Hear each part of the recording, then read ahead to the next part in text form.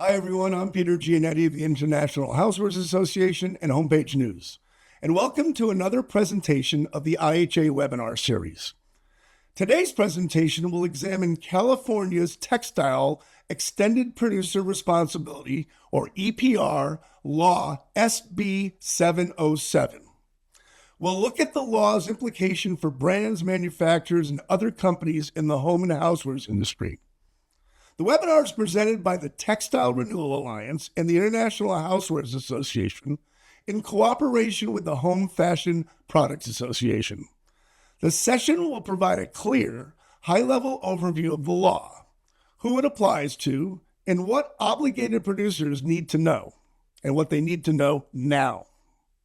Representatives from the Textile Renewal Alliance will also discuss next steps for implementation and how IHA and HFPA members can prepare and stay engaged. Just a background note, the Textile Renewal Alliance was formed by the American Apparel and Footwear Association in collaboration with the California Retailers Association and the National Retail Federation. We'll be joined today by Marissa Adler, representing the consulting team supporting the Textile Renewal Alliance, and by Chelsea Murtha, Senior Director of Sustainability for the American Apparel and Footwear Association. We'll leave some time after today's presentation for questions, so please use the Q&A function at the bottom of the Zoom window to submit your questions. With that, I'm pleased to welcome Marissa Adler to open today's presentation. Marissa, it's all yours. All right, great.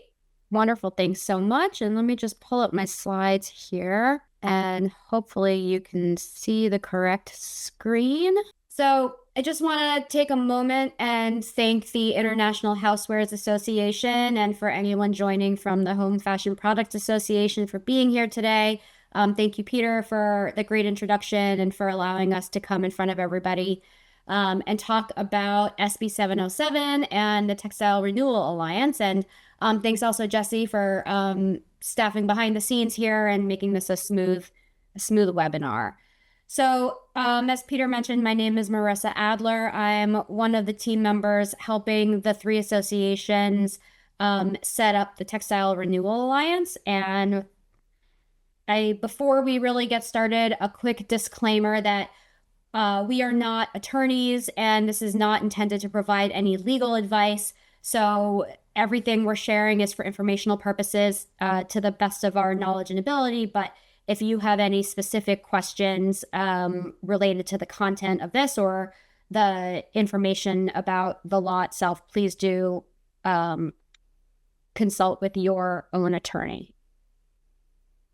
So we're going to be going over a few different parts of this here today. We're doing the introduction now, but I'll do more of an introduction on textile EPR, extended producer responsibility, and SB 707, which is the statute that establishes the EPR program in California.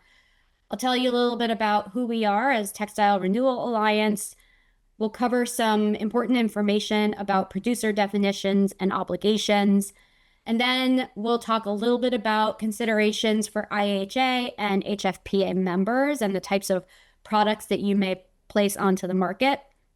And then we'll wrap up with a few next steps and some links to how to stay engaged. And if you have questions throughout, please do put them into the question and answer. And we'll be sure we're going to have plenty of time at the end to address questions. So my presentation should probably only be about 25 minutes, which leaves lots of time for us to answer any specific questions you might have. So start thinking of what those might be, because that's my favorite part of these webinars. All right, introduction to the Textile Renewal Alliance and extended producer responsibility. Because some of you might not be familiar at all with what extended producer responsibility is, we wanted to start with a little bit of a ground set here. EPR, as it's known, is a policy approach that shifts the financial and/or operational responsibility of managing products at the end of their useful lives from municipalities, ratepayers, and taxpayers, and onto the producers of those products themselves. There are over 140 EPR laws across the United States for a whole bunch of other product categories like electronics, paint, mattresses, and packaging. Textiles is one of the newcomers to the textile EPR framework. And EPR is is an approach that requires producers to fund the cost of collecting, reusing, and recycling items to ensure that they don't end up in landfill or the environment. It's meant to find a way to recover, divert, and prevent the materials from being mismanaged. California's EPR law for textiles focuses primarily on consumer-facing textiles like apparel, footwear, home textiles, uniforms, hospitality textiles, etc., while prioritizing reuse, repair, and the use of responsible end markets. SB 707, also known as the California Responsible Textile Recovery Act, is the statute that establishes the EPR program in California. It was introduced by Senator Newman and signed into law by Governor Newsom in September of 2024. The law establishes the very first EPR program in North America for textiles. There are some EPR laws for textiles throughout Europe, and it's under consideration in several other parts of the world as well, and other parts of the US. But California is the first one in North America that has signed it into law. It does require the formation of a producer responsibility organization, or a PRO. It obligates apparel and textile producers that sell covered products into California to fund the responsible end-of-life management of those covered apparel and textile products. The producer responsibility organization, on behalf of the producer, is responsible for developing and implementing a program plan that meets the requirements of the law. The covered products under SB 707 span a pretty long list of different types of products. Some of them are listed here, but this is not an exhaustive list. For an exhaustive list, please do reference the statute itself. But it generally covers things like clothing and accessories, footwear, uniforms, costumes, curtain and fabric window coverings, beddings, tablecloth, reusable napkins, knitted and woven accessories, towels, tapestries, blankets, linens, and pillows. So it's kind of in that ballpark. There are some very particular exclusions, such as personal protective equipment. But what's interesting about SB 707 is that the items listed in statute is the entirety of what it applies to, as opposed to some other EPR laws that are a little more broad in its definition. So at least in that sense, it's pretty specific. However, there may still be a few ambiguities within the terms that they use to describe covered products. And I'm sure that you may be thinking of some examples in your head now of products that maybe you sell that might not clearly fit into one of these categories. The roles in a textile EPR ecosystem are primarily these 4 different buckets. So starting in the center, you have your producer responsibility organization, also called a PRO. This is the operational arm that helps producers comply with EPR obligations by collecting and responsibly managing covered products according to the law. So this is the organization that is funded by producers, and the organization that is reporting up to the state agency. And this is the organization that's also contracting out with service providers. So if you go to the left, you have the obligated producer. This is the obligated party who funds the system and is legally obligated to take responsibility for their products after consumer use. So if you follow the gray dollar signs, the obligated producer pays the PRO a specific fee. That fee has not been set yet. Then the PRO uses that funding pool to operate the program itself by contracting out with service providers and local governments in that blue circle. And so those service providers are just the folks who are doing the collecting, sorting, repairing, repurposing, recycling of covered products. And then they in turn report activities back to the PRO under contract. And then you have the state agency. So this is the regulatory oversight agency. In our case, this is Cal Recycle for the California EPR law. And Cal Recycle oversees, regulates, and enforces the law, including approving PRO plans and monitoring compliance throughout the duration of the program. And so they also collect reports, as I mentioned, from the Producer Responsibility Organization. All right. So Textile Renewal Alliance, and who are we? So the Textile Renewal Alliance, as Peter mentioned in his introduction, was formed by 3 of our major trade associations, the California Retailers Association, American Apparel and Footwear Association, and the National Retail Federation. And we submitted an application as a Textile Renewal Alliance to Cal Recycle to serve as a textile PRO in California. That was a statutory deadline for all applications, which just passed. It was in January 1st.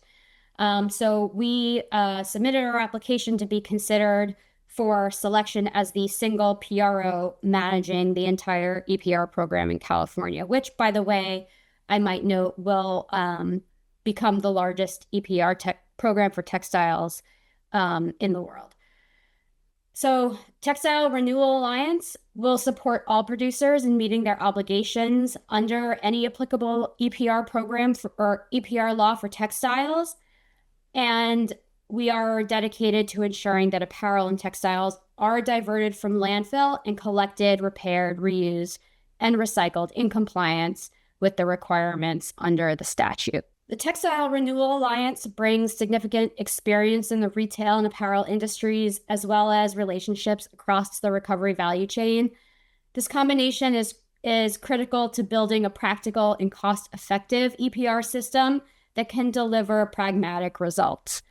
Our team, again, led by AIFA, NRF, and CRA, and supported by consultants with PRO building and textile recovery expertise, has developed, implemented, and operated producer responsibility and product stewardship programs before, including in California. So we feel like we are the right team to embark on this very novel journey of a textile EPR program. And as a producer-led organization, we're grounded in the industry realities, and we combine on-the-ground stewardship knowledge with direct experience designing sustainability, recovery, and compliance systems within brands. With a comprehensive understanding of the textile recovery landscape, from collection and reuse to recycling, system design, and operations, our team is committed to collaboration across the textile value chain to ensure the program's success in California. I wanted to take a moment and emphasize that we are very California focused. TRA is Textile Renewal Alliance is built specifically to deliver California's SB 707 with leadership and governance designed around the realities of the California marketplace, which we know is pretty unique. Our producer-led board of directors represent the diversity of covered products and producer sizes in the state, which is also a requirement of the law that the board has to represent that type of diversity of all covered products sold and different sizes of companies. In addition, Textile Renewal Alliance has established a California implementation working group. That's what we've decided to call this. It's a group made up of non-producer organizations, and that group is providing a formal feedback and input on aspects of the program planning and operation. So these are entities that are involved in the collection, sorting, repair, reuse, recycling, and textile management across California. So we've got our producer board, and then we've got this implementation working group of the entities that have the expertise in textiles management who will be lending insights and providing input into Textile Renewal Alliance's activities. So we've done a lot of work getting to the point where we're at, and I just wanted to spend a moment and let you all know what kinds of activities have been happening behind the scenes. We've spent a lot of 2025 building an organization that fulfills SB 707's PRO application requirements and is prepared for implementation if we are selected by Cal Recycle. That selection will take place no later than March 1st, which is a Sunday, but I've heard that happens. Our work to date has included creating a comprehensive startup plan to guide activities from 2025 to 2030. I'll show a bit of a roadmap or timeline later, but 2025 to 2030 is really the program development and startup phase. And then 2030 is when full implementation begins. Our work has also included incorporating the organization and acquiring our 501c3 status. So we filed for it late last year. We received our 501c3 status from the IRS just in January. So we are officially a nonprofit, which is a requirement of the PRO that gets selected. It has to be a 501c3. We developed a mission and a vision and clear operating principles. We established a governance structure, like I mentioned, that balances the requirement for producer leadership with an interest in collaborating across the value chain. In other words, input from that implementation working group. We developed a request for proposals for what's called a needs assessment. It's a mandatory study to inform a program plan. And so we developed and have prepared that request for proposals so that if we are selected on March 1st, we are ready to proceed with that needs assessment execution immediately, because there's not a lot of time for the organization to conduct that needs assessment. We also solicited information from over 275 different parties to inform the development of that RFP. So we've already begun forging relationships with folks who are involved in textile management, and also to help inform the scope and the development of the tasks that will be executed under the needs assessment. We launched a website, a newsletter, and a LinkedIn channel. So those are great ways for you all to stay informed about our activities. And we began laying the groundwork to actively engage with the California textile community through CalRecycle workshop attendance and participation in webinar presentations like this one, that RFI or RFP process, and lots of one-on-one conversations, which we are prepared to do if anyone has follow-up questions or requires more information. And this is not the only time, if we are selected, that we will be reaching out again, because there is a producer registration deadline coming up. So speaking of obligations for producers, let's first talk about what a producer is. SB 707, like a lot of EPR laws, has a tiered definition of producer, and responsibility can slide up or down this chain.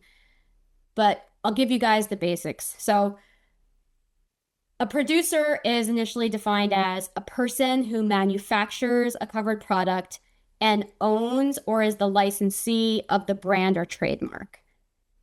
If no such person in the state exists, the producer moves to a brand or trademark owner or the exclusive licensee if the owner is not in the state. Then, if no such person exists in the state, the producer is the importer of the covered product into the state for sale or distribution. And finally, if 1, 2, and 3 don't exist, then the producer is a distributor, retailer, or wholesaler who sells the product into the state. There are a couple of exclusions from the producer definition. So sellers that sell only secondhand covered products are not considered a producer, and sellers with less than $1 million in annual aggregate global turnover is not considered a producer under the definitions here. Producer obligations. Under SB 707, obligated producers are required to register with the selected PRO by July 1st, 2026. So this is that registration deadline I mentioned, and it's coming up pretty soon. So CalRecycle will select a PRO to operate this program by March 1st, and then by July 1st, the PRO has to conduct outreach to every potentially obligated producer and have them obligated producers register with the PRO. Producers will be required to collect and report to the PRO the data on covered products that they sell in or into California and pay fees to the program upon approval of the program plan in or about midway through 2030. The fees themselves will be based on the amount and type of material placed on the market, as well as the costs to manage those materials at end of life, following the waste hierarchy. So it's trying to reuse, then repair, repurpose, recycle, so on and so forth. Fee setting will occur following a deep assessment of the needs and capabilities of the current textile management system. So this is where I'm referring back to that needs assessment study that the PRO will be conducting, as well as a determination of the full program cost. And that happens during the program planning process. And again, this hopefully will become more clear to you when I show you the timeline. Producers will also be required to meet performance targets established in the approved program plan. All right, so considerations for IHA and HFPA members. Given our understanding of the types of covered products that you may have in your portfolios. So under 707, the following apparel and textile items are specifically included. So shirts, tops and pants, bibs, handbags and backpacks, knitted and woven accessories, jackets, coats and vests, blankets, pillows, curtains and fabric window coverings, towels, bedding, tablecloth, napkins, and linens. Textile products that are not explicitly listed under the covered product definition in 707 are likely excluded from the law, but there will be additional clarifications coming to light of the definitions of covered products during the rulemaking process. And so the rulemaking process is a process that begins this year. And it's governed by CalRecycle. They've already started an informal rulemaking process. It'll turn into a formal rulemaking process, and they'll establish rules that clarify definitions and other parts of the law itself. And so first you have, 707 is the statute that is more broad and sets the overall intent. And then and that's set by the legislature. And then you have CalRecycle as a regulatory agency who comes in and develops all these rules and regulations. And then all those things sort of feed into the PRO's operations and the way it develops its program plan. Automated motorized battery or manual window coverings operated using an electric motor or other automated system or manually adjusted by pulling cords or lifting mechanisms are not covered products under 707. If you are a manufacturer and or a supplier, you may or may not fall squarely within that producer definition. But even if your company is not an obligated producer, you may need to provide product and material data like fiber composition, supply chain details to whoever is the obligated producer so that obligated producer has the information it needs for reporting. So if you are a supplier or a manufacturer, you don't squarely fit within that definition, you should still be ready to share product information and respond to future producer requests to improve things like recyclability, reuse, and repair so that they can meet future performance targets. And we don't know what those performance targets are going to be yet. Those performance targets will be set by the PRO through the program planning process and informed by things like the regulations that have yet to be developed. There will be opportunities to participate in the design of the EPR program and its implementation, beginning with the needs assessment, but the majority of which will be executed in 2026 this year. So in terms of next steps, here's the timeline I wanted to share with you, just kind of to recap and give you a little more, make it make more sense in your head. So January 2026, January 1st, is when PRO applications were due Textile Renewal Alliance submitted its application to CalRecycle on December 31st. March 1st, CalRecycle will select a single PRO to manage the program. By July 1st, producers of covered products are required to register with that PRO, and informal rulemaking begins in 2026, has already begun. In 2027, that's when the needs assessment is due to CalRecycle, and that informs program design. So beginning in probably quarter one or quarter two of 2026, the needs assessment will begin. It'll be carried out through quarter one of 2027. The PRO is obligated to submit a report of the findings of the needs assessment to CalRecycle, and that the findings will inform the program design. And of course, throughout this time, CalRecycle is also doing its rulemaking process. In 2028, July 1st is the earliest date that CalRecycle will formally adopt the regulations that it creates, and that regulatory development process will be a stakeholder engagement opportunity. So there will be a lot of opportunities to participate in that rulemaking process. In 2029, within 12 months of approval of regulations, the PRO has to submit its program plan to CalRecycle. And then by July 1st, CalRecycle has to approve the program plan. And as soon as CalRecycle approves the program plan, producer fees begin. And then out in 2031, within 12 months of program plan approval, the program must be fully implemented, and then performance standards are required to be met starting in March of 2032. So I know it seems like it's this long extended timeline, but there's actually a lot of work that has to happen up front, and there's some immediate statutory deadlines that producers are required to comply with, starting with that July 1st producer registration deadline of this year. So leave you with a few parting words here. We urge everyone to understand their obligations and start preparing now. Even if you're not an obligated producer, but you fall somewhere on that supply chain, you will most likely be asked for information.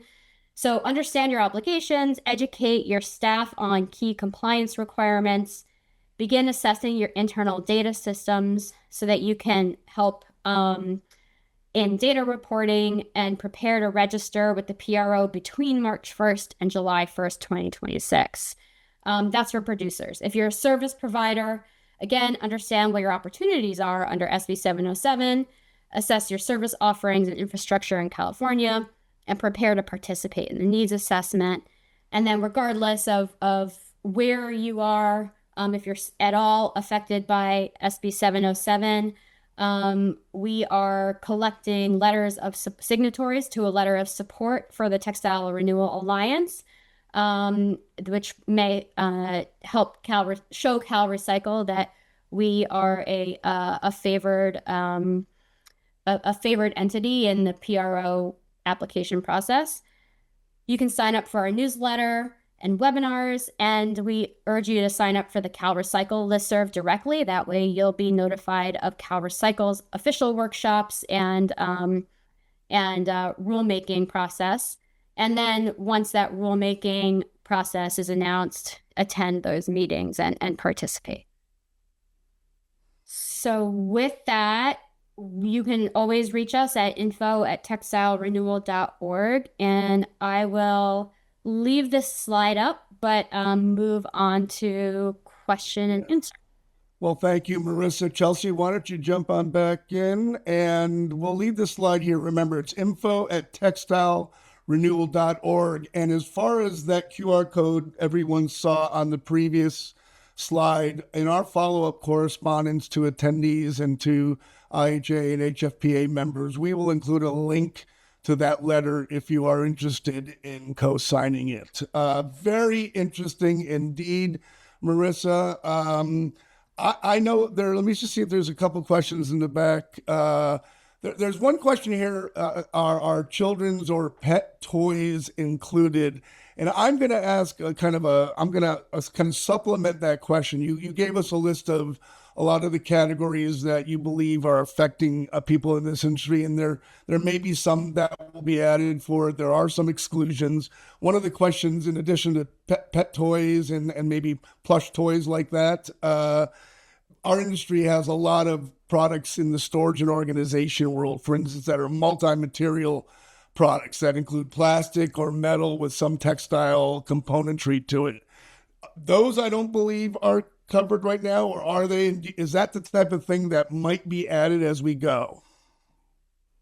All right. So I'm going to put into the chat here the definition from the statute on textile article, because children's and pet toys are not listed specifically under apparel. They're also not specifically listed under the definition of textile article, but they're also not listed as an excluded product or an exempted product. So I think this is a TBD. Okay.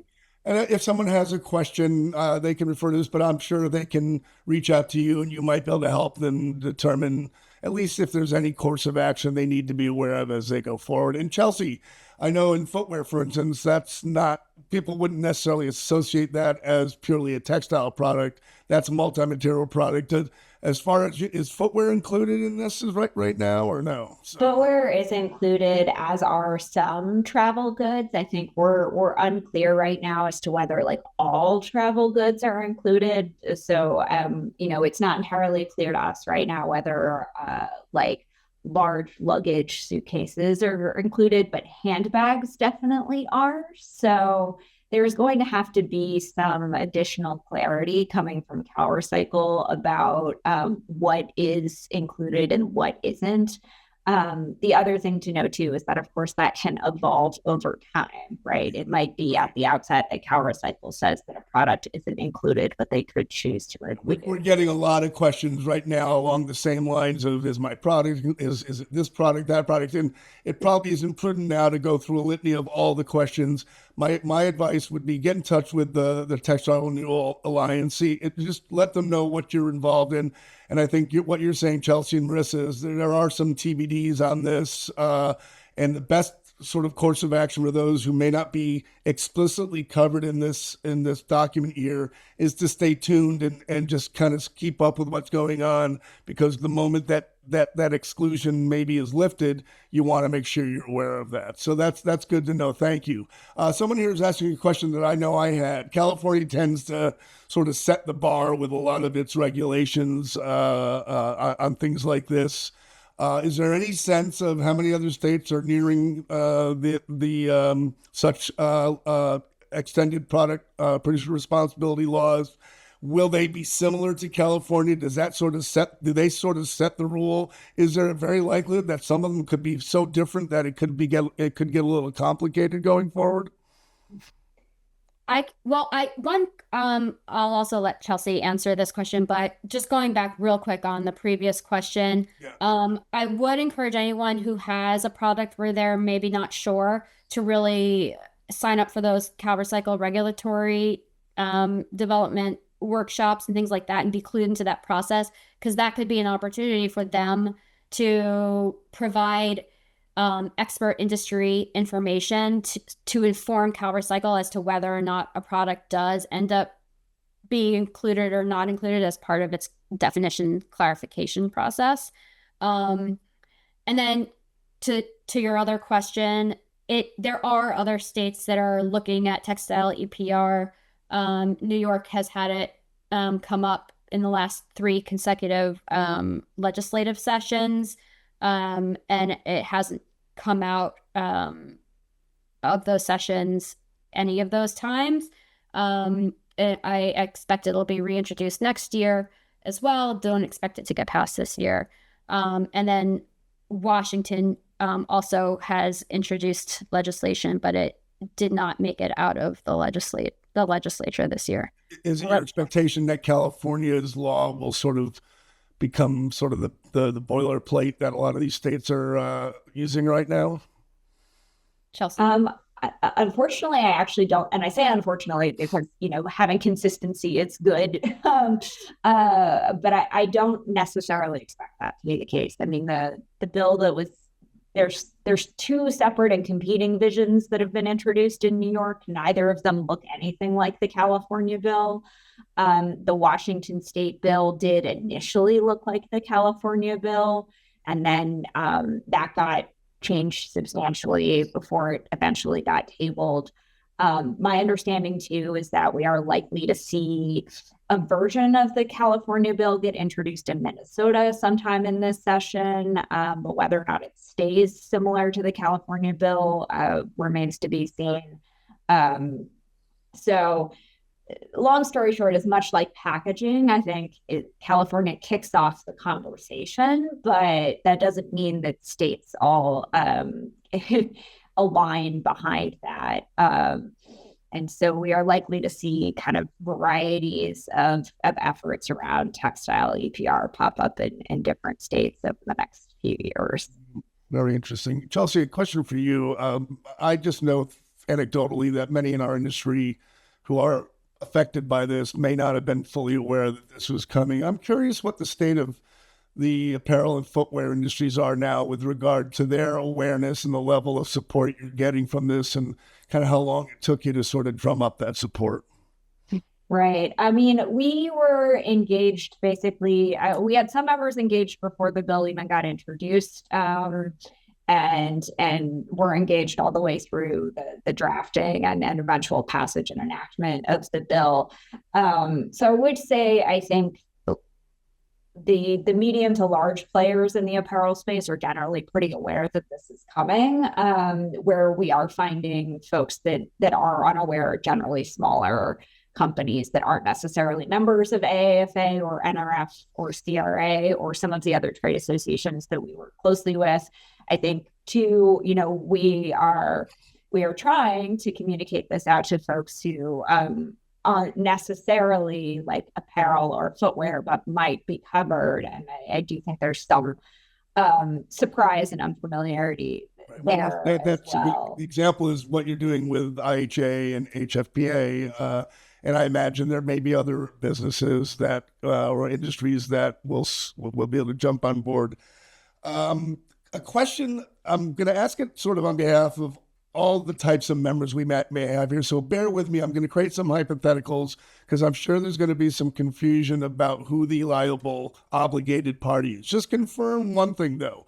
There is only one obligated party per product, correct? It's not a share. It will not be a shared obligation with regard to producer responsibility here. I think the answer is as long as someone has taken a responsibility for the product, then there does not need to be additional people taking responsibility for the product. But Cal Recycle does have the authority to go after multiple different entities along that chain that Marissa explained if nobody takes responsibility. Understood. And that would lead to enforcement. That brings in the issue of enforcement and violations and penalties. Let me ask a couple hypotheticals. I'm a manufacturer of a product that I source overseas.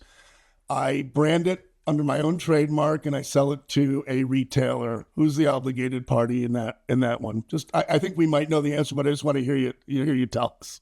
Both you and the retailer are obligated. Okay. Only one of you has to register and pay for the product, but okay. Both you and the retailer have an obligation under California's kind of system. So it is between you and the retailer to work out contractually who is registering for and paying for and providing the information to Cal Recycle. What I have typically seen be the case is that the retailer does that. The retailer is the one who registers and pays and tells California that it got sold in the state because they are the one who knows that it got sold in the state. If you have a wholesale contract, you don't necessarily know that it's going to one particular jurisdiction. But if the retailer doesn't do that and your brand is on the product, Cal Recycle can come after you if that doesn't happen. So it's important to work that out. That's a conversation to be having with your wholesale contracts right now as to how they are going to deal with that responsibility. Are your members having those conversations right now, as far as you're aware? Yes. Is it a challenging conversation as far as you can tell? Maybe frustrating more than challenging, but I think retailers are typically taking on that obligation. It's easiest for them. That being said, as Marissa alluded to earlier, just because they register and pay the fee doesn't mean that they're not going to charge you the fee back plus some percent for the service of having done the registration. And they are going to need information from you, the manufacturer or the brand, about the product in order to report appropriately. So it doesn't mean that you like suddenly don't have any obligation or that there isn't some new compliance cost for you just because you're not the actual entity that registers for the product. Let's talk a little bit about enforcement expectations and at what steps there will be enforcement. There's a registration process that comes sooner than the actual implementation of the program.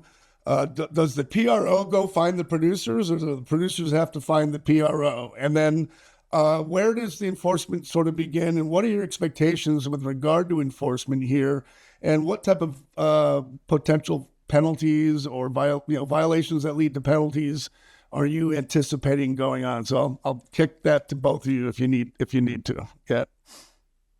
I'll start with the registration part, and then I'll let Chelsea address the enforcement piece.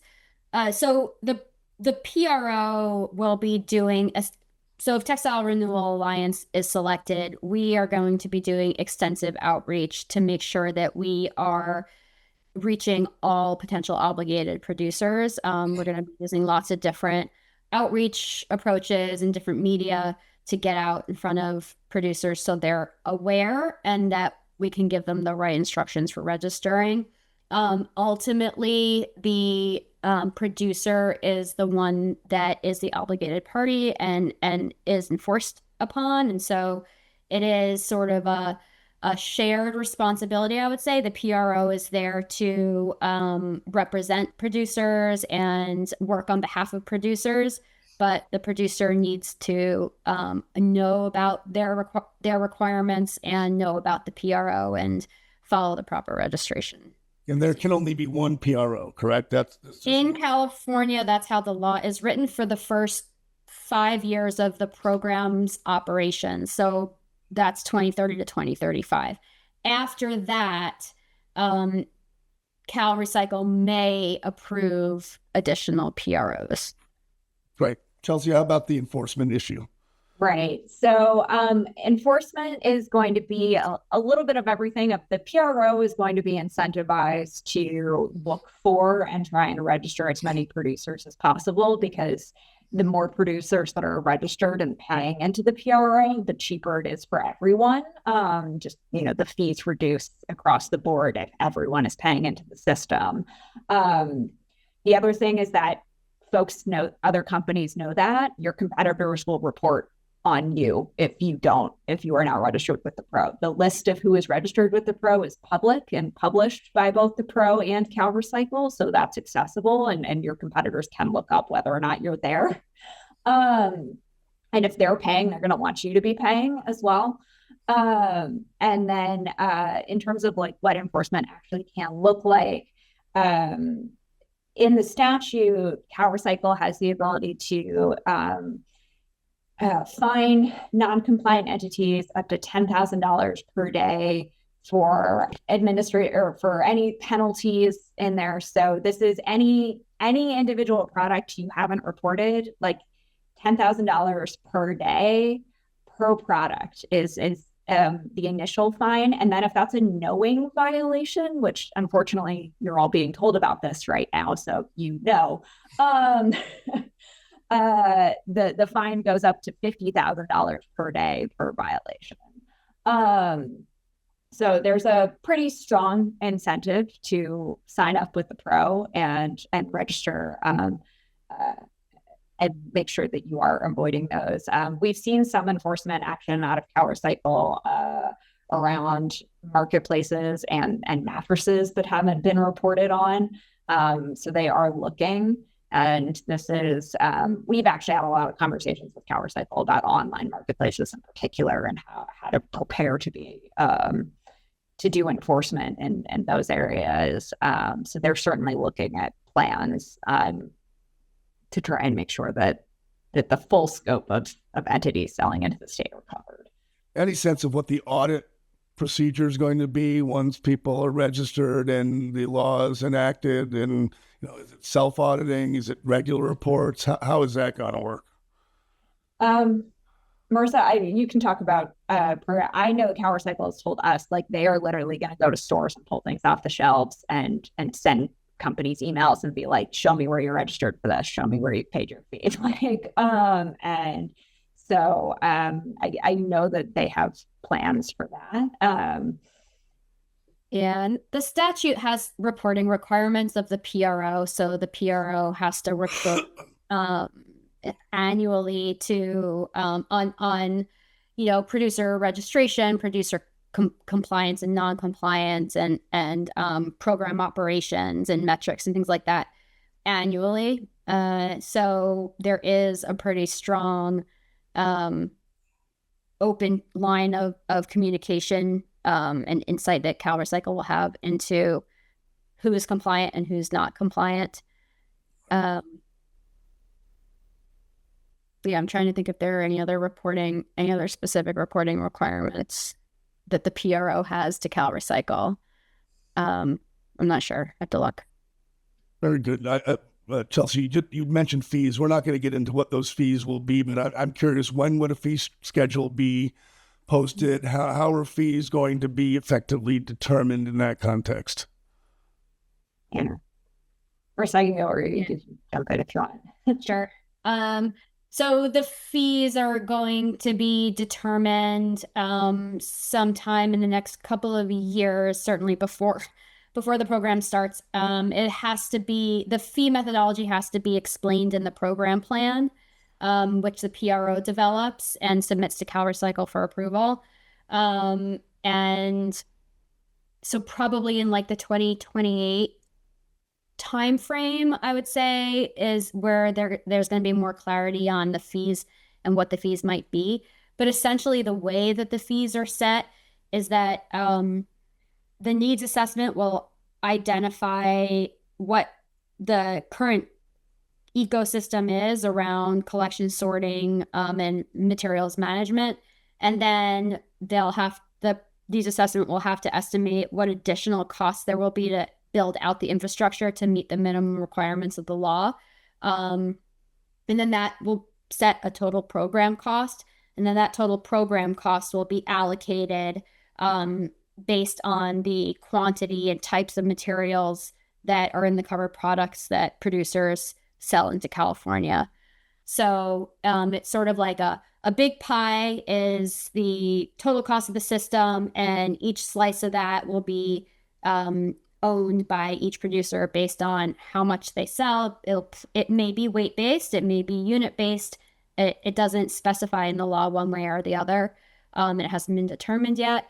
And then also the fees will be modulated, so they could go up or down based on some of the sustainability criteria of your products. And again, those criteria have yet to be determined. So for example, just completely hypothetically, let's say one of the criteria was around recycled content. If you had 100% recycled content product that you're selling into California, your fee may be reduced. And if you have some attribute of your product that makes it particularly difficult to reuse or recycle, then there may be a malus fee added on to that base fee. So it gets to be a pretty complex mathematic equation, but essentially it's just fees allocated based on what the whole system costs.